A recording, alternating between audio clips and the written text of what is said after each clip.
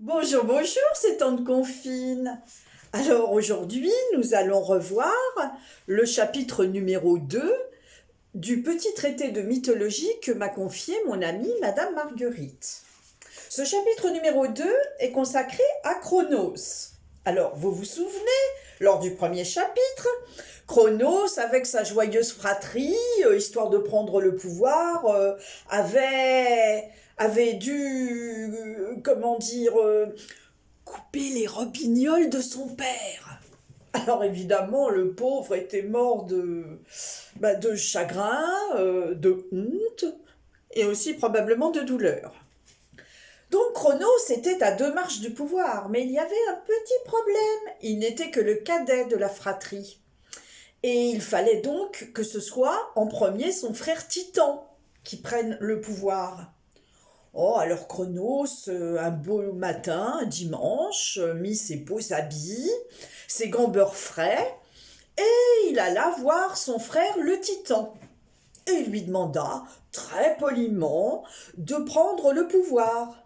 Alors le Titan réfléchit, avec sa grosse tête de Titan, ça faisait tout un bruit d'évier là-dedans, et il finit par accepter. Mais à une condition, c'est que si jamais, effectivement, Cronos avait un fils, il fallait absolument le faire disparaître.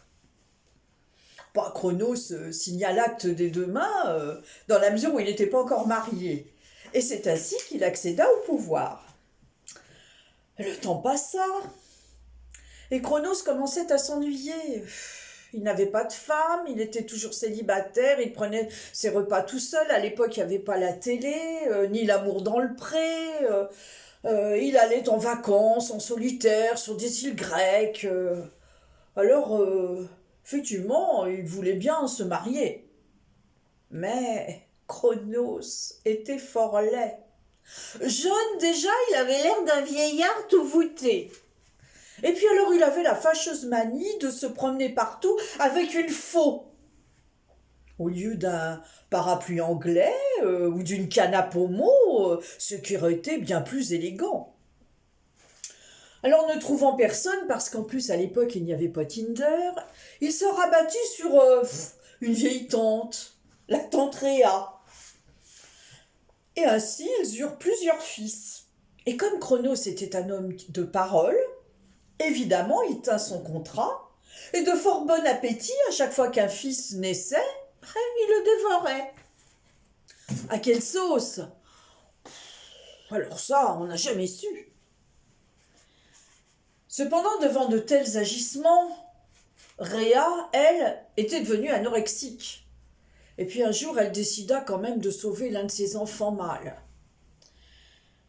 Alors, elle épargna ainsi à son fils Zeus de finir en moussaka. À l'adolescence, cependant, Zeus, on sentait, allait reproduire le schéma familial. Alors j'ai été demander à mon voisin, Monsieur Papadopoulos, le psychanalyste, si c'était bien normal tout ça. Et il me confirma, mais oui, lorsqu'il y a des traumatismes dans les familles, les schémas se reproduisent ainsi de génération en génération. Alors donc, Zeus fit la guerre à Cronos, puis il lui coupa les robignoles et il le chassa du ciel, et de deux. Et c'est ainsi que Zeus régna. À bientôt les petits loups pour le 3e chapitre.